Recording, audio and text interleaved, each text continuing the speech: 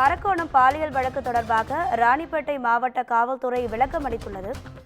மாணவி அளித்த புகாரில் கடந்த 10ஆம் தேதி அரக்கோணம் அனைத்து மகளிர் காவல் நிலையத்தில் வழக்கு பதிவு செய்யப்பட்டதாக காவல்துறை தரப்பில் விளக்கம் அளிக்கப்பட்டுள்ளது. இது தொடர்பான அண்மை செய்தியை பார்த்துக் கொண்டிருக்கிறோம்.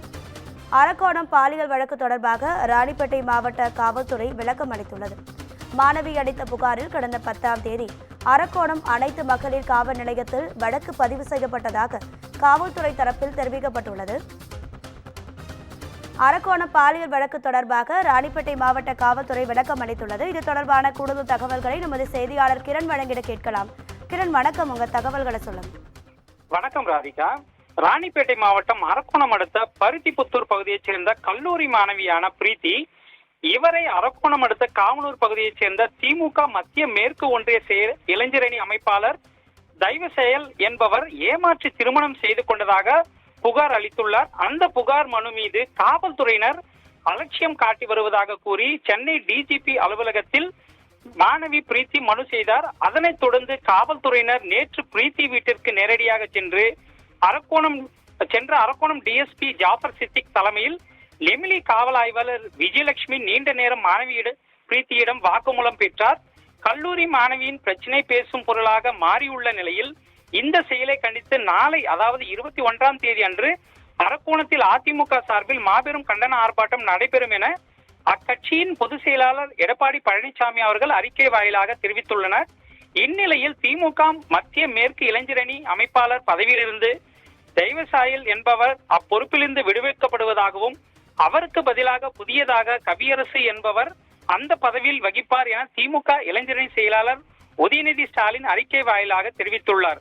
திமுக இளைஞரணி பொறுப்பில் நீடித்து வந்த தெய்வசெயல் விரைவில் கைது செய்யப்படுவார் என திமுக வட்டாரங்கள் தற்போது தெரிவிக்கின்றன.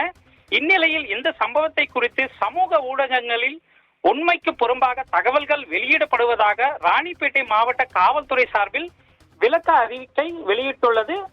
அதில்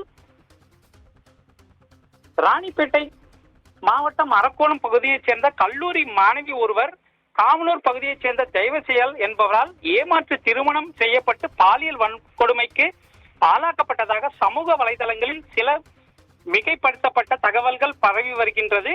மேற்படி சம்பவம் தொடர்பாக காலதாமதமாகவும் சில அரசியல் கட்சியினரின் அப்பெண் சென்று முறையிட்டதாலும் காவல்துறையால் வழக்கு பதிவு செய்யப்பட்டுள்ளது என செய்தி பரப்பப்படுகிறது. அது உண்மைக்கு மாறானது என்றும் இச்சம்பவம் தொடர்பாக மேற்படி பெண் கொடுத்த புகாரின் பேரில் கடந்த 10ஆம் தேதி அன்று அரக்கோணம் அனைத்து மகளிர் காவல் நிலையத்தில் வழக்கு பதிவு செய்யப்பட்டு புலன் விசாரணை இருந்து வருகிறது என்றும் இவ்வழக்கு தொடர்பாக மேற்கொள்ளப்பட்ட விசாரணையில் மேற்படி மனுதாரர் எதிரி தெய்வச்செயல் என்பவரை கடந்த 31ஆம் தேதி எவ்வித நிபந்தனையின்றி திருமணம் செய்து கொண்டு மகிழ்ச்சியாக இருவரும் ஒன்றாக வாழ்ந்து வந்ததும் தெரிய வருகிறது என்றும், மேலும் தன்னை போன்ற 20 வயதுள்ள 20 பெண்கள் இவ்வழக்கின் எதிரியாக தெய்வச்செயல் என்பவரது கொடூர பிடியில் சிக்கியுள்ளதாக அப்பெண் தெரிவித்துள்ளார் என சமூக வலைதளங்களில் குறிப்பிடப்பட்டுள்ளது. மேற்படி மனுதாரர் தான் அளித்த வெவ்வேறு புகார்களில் தன்னை போன்ற பல பெண்கள் பாதிக்கப்பட்டுள்ளதாக ஒன்றுக்கொன்று பொருத்தமற்ற தகவல்களை தெரிவித்ததோடு அப்பெண்களை பற்றி எவ்வித தகவல்களையோ முகாந்திரத்தையோ விசாரணையின் போது தெரிவிக்கவில்லை. எனவே இது சம்பந்தமாக மேலும் விசாரணை நடைபெற்று வருகிறது என்றும், மேலும் அரசியல் பிரமுகரின் உதவியாளர் ஒருவருக்கு மனுதாரரை இரையாக்க முயற்சித்ததாக சமூக வலைதளங்களில் சிலர் பதிவிட்டுள்ளது உண்மைக்கு மாறானது. மேற்படி மனுதாரர் கொடுத்த புகார்களில் இது போன்ற தகவல் எதுவும் தெரிவிக்கவில்லை எனவும், மனுதாரர் அளித்த புகாரின் பேரில் வழக்கு பதிவு செய்யப்பட்ட நிலையில் இச்சம்பந்தமாக மனுதாரர் கொடுத்த வெவ்வேறு புகார்கள் மீது விசாரணை நடைபெற்று வருகின்றது. இந்நிலையில் கடந்த 19ஆம் தேதி அன்று மேற்படி மனுதாரரிடம் பாலியல் வன்கொடுமை வழக்குகளை விசாரணை செய்யும் போது கடைபிடிக்க வேண்டிய அனைத்து வழிமுறைகளும் மற்றும் சுற்றறிக்கைகளில் உள்ள அறிவுறுத்தலின்படி அனைத்து நடவடிக்கைகளையும் முறையாக பின்பற்றப்பட்டு புலன் விசாரணை மேற்கொள்ளப்பட்டது.